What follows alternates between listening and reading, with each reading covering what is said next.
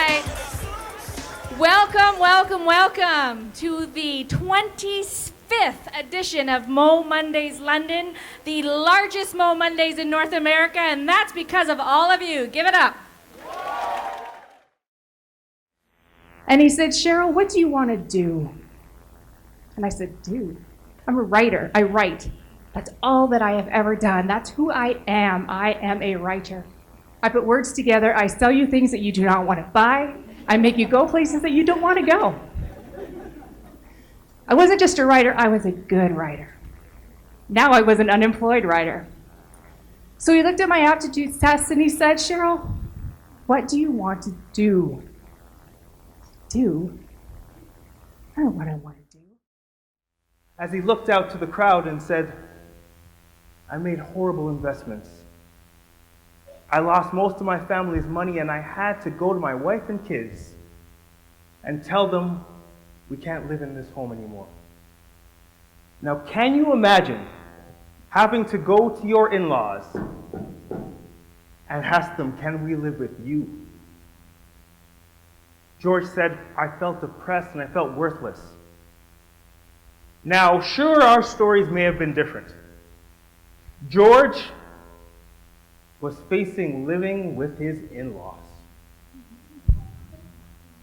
I'm facing a conviction and possible jail sentence. It couldn't have been more stark.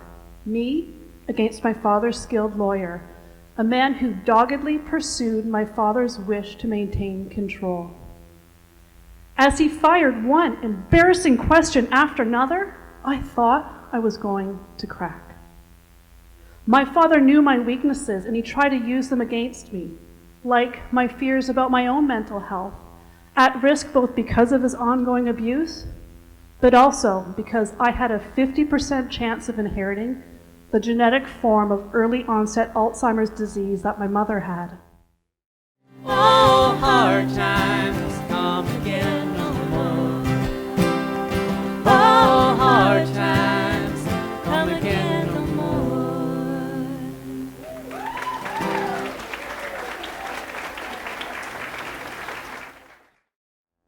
And I sat there, and we just shared this coffee together. There was very few words, but we just shared this coffee.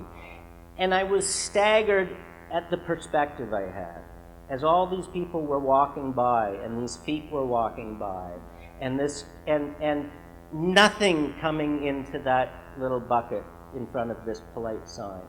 Nothing going into that at all. And I sat there, and we had our coffee, and I got up feeling that my perspective on the world has changed a little bit.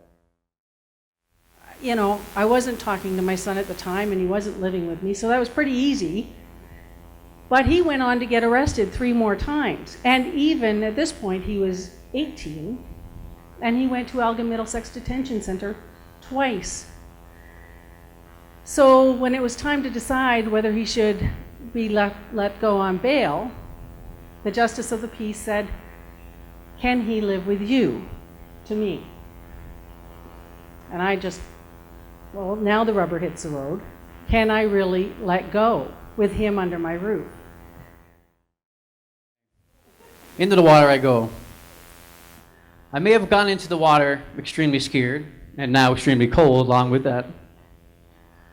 But I came out of the water a new person, feeling full of energy, strong and more alive than I've ever felt in a long time. And when you came out of the water, there was a big incline to get to the bikes, and I have a picture of me going up that hill, and I could have been stopped. I think I would have moved a bulldozer that day.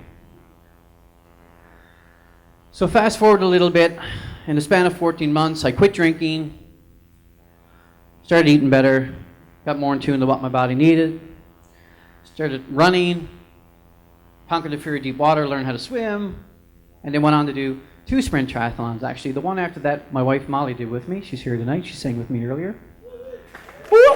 Molly's in the house.